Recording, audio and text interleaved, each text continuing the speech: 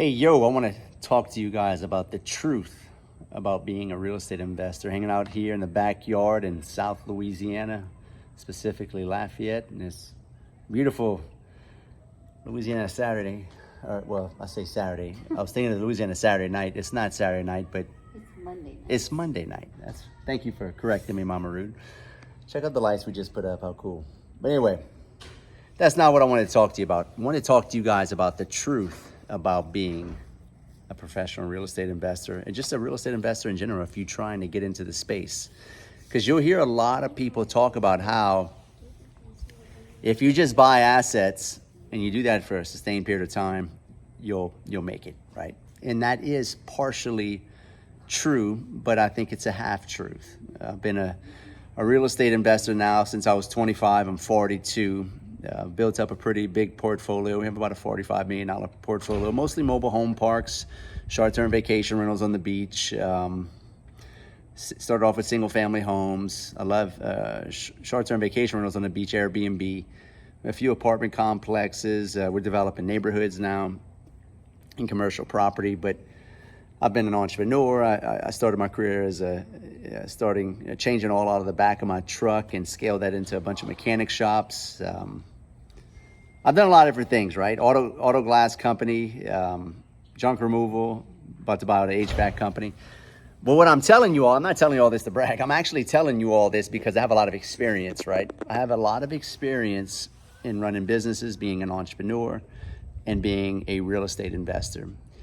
And one thing I want to tell you guys, if you're going to get into the real estate space, a lot of you guys will probably read Rich Dad, Poor Dad like I did, and you got all excited about, buying assets, right? Buying assets, you need to buy assets, and that is true. But here's what they don't tell you. Buying a bunch of assets is slow money. What does that mean? The velocity of how quick you get your money back on your return on investment on properties like that, single family home, apartments, even mobile home parks, like what I do, is very slow. If you don't have your fast money handled, meaning your stuff that transacts on a day-to-day basis, meaning a W-2 job, a business that transacts every day or every week that gets paid on a daily, weekly, or monthly schedule, right? You're not going to have enough money to pay your bills because buy and hold or just buying assets that produce cash flow on a monthly basis like rental property is just too slow to solve your money problems. First and foremost, buy and hold is a store of value, right? It's the best real estate is the best store of value out there. Secondly, you should look at it as depreciation, right? So you don't have to pay Uncle Sam, right? If you don't know what depreciation is, go watch videos on depreciation here on YouTube. Thirdly, you hope it has, some appreciation. And lastly, you hope it cash flows. And that's great if it does cash flow, but let's be real. Most real estate investors out there don't have cash flowing properties, right? They have to buy value add properties because that's all they can afford to get into. Most people don't have the luxury or the wherewithal or even the skill set to buy, say, a $100 million asset. And neither do I, right? I'm not buying those kind of assets. I don't buy the stuff that, say, a BlackRock buys or a Grant Cardone buys. We, frankly speaking, don't have access to those types of assets. So we have to buy the value add, meaning properties that need a lot of work, right? They may be in a good location, but you have to fix them up and redo everything on that asset just to make it to where it's valuable again. And that takes a long time because that's what I did for a long period of time, right? I would buy all these mobile home parks or, apartments, mostly mobile home parks, and we'd buy them distressed and fix them up and get them all to where we can rent them out. And that would take 2 years. That's not a fast process. So that's slow money.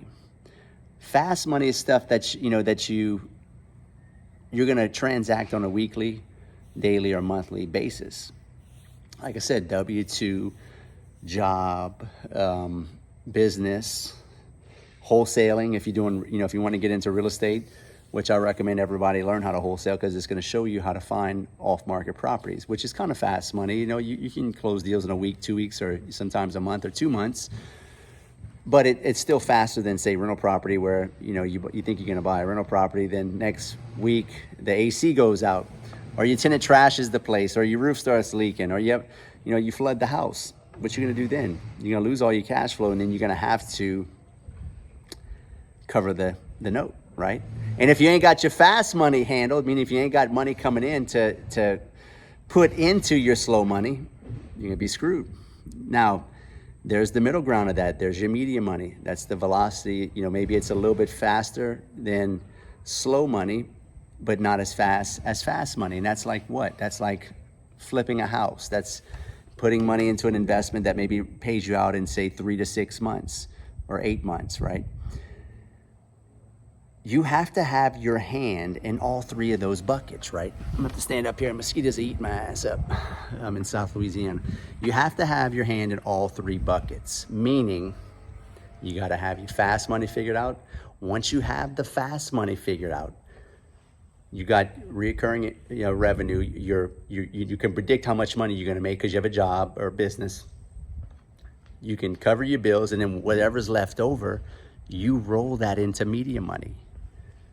Once your fast and medium money are handled, you got a bunch of medium money investments going. You're making, now the medium money is going to be bigger plays as far as profits, right?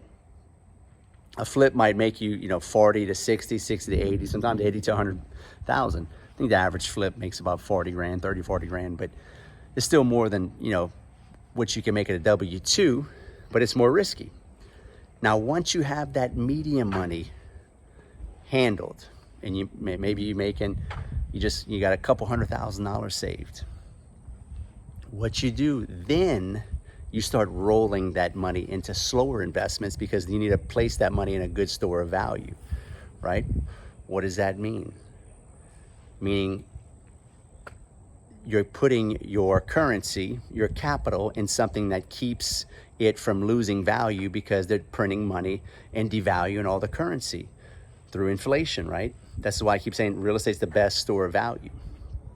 Now, once you've rolled all that money, all your money into slow money, but you still have your fast and medium and slow money going, you don't have to worry about the slow money, your capital that you're putting into these investments, because you're not worried about it, because you got your fast money making money for you to pay your bills, and you got your medium money going that pays out bigger dividends over time. So you're not stressed out, because this is the main principle why everybody gets stressed out, because this is what most investors do, or people that try to get into real estate.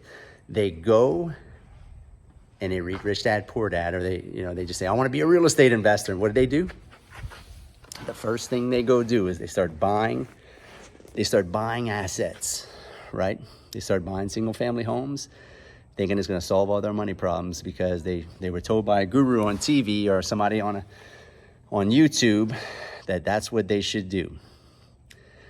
And they come to realize sooner rather than later that just because they bought, say, a couple dozen apartments or houses, that their fast money or their money, their day-to-day transaction money problems are not solved.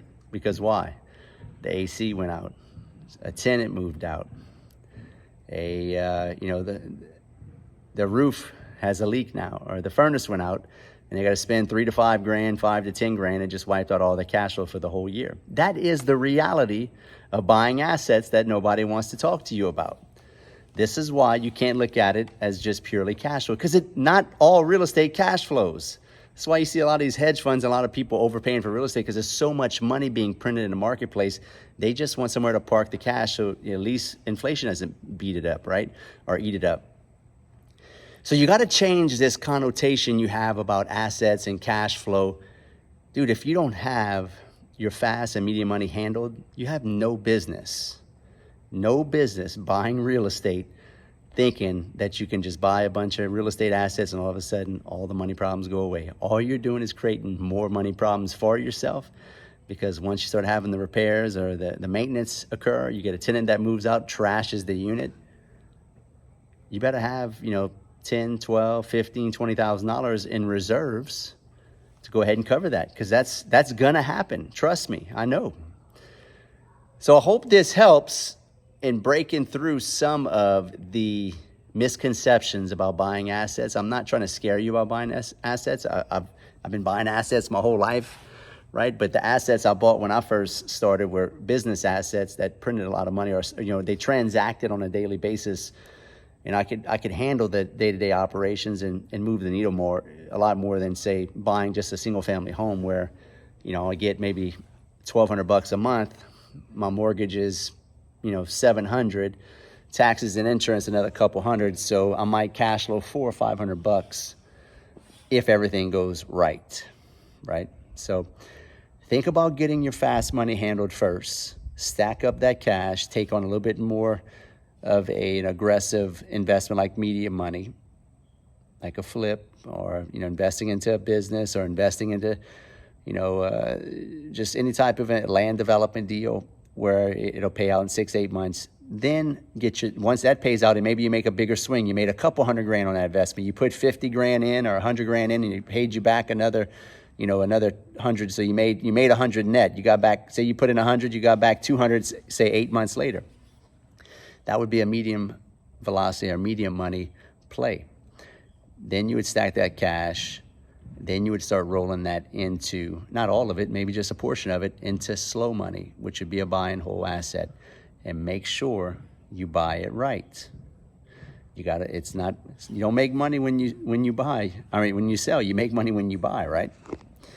And if you don't understand that concept, you should probably pick up my book, The Source of the Deal. You can pick up a free copy of it at thesourceofthedeal.com. It'll get emailed to you. It talks about how to source your own deals, how to capture equity on the front end. And trust me, I made all the mistakes in real estate. I've been doing this since I was 25. I made a lot of bad mistakes, lost a lot of money in real estate, because you just can't go around just buying real estate, right? That doesn't make you a real estate investor just because you buy a piece of real estate. If you just go around buying real estate just because you just want to be a real estate investor, that's the fastest way to sell that property at a loss, or end up putting yourself in a bad position financially where the property doesn't cash flow and you got to get rid of it and you have to bring money to the table just to get out of it. Trust me, I know. So pick up my book.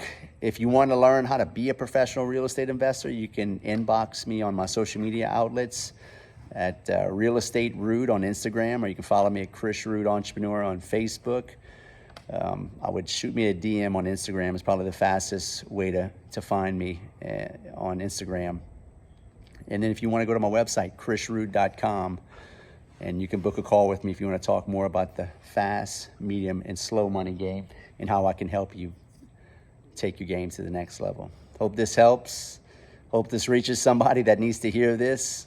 Trust me, there's a lot of people out there that think they want to be a real estate investor until they got to do real estate investing shit, and they do this whole method backwards, and they don't have enough money to cover their expenses because they bought too much slow money, and they don't have enough fast and medium money going to cover any of their slow money expenses. See you in the next video. Keep scaling up.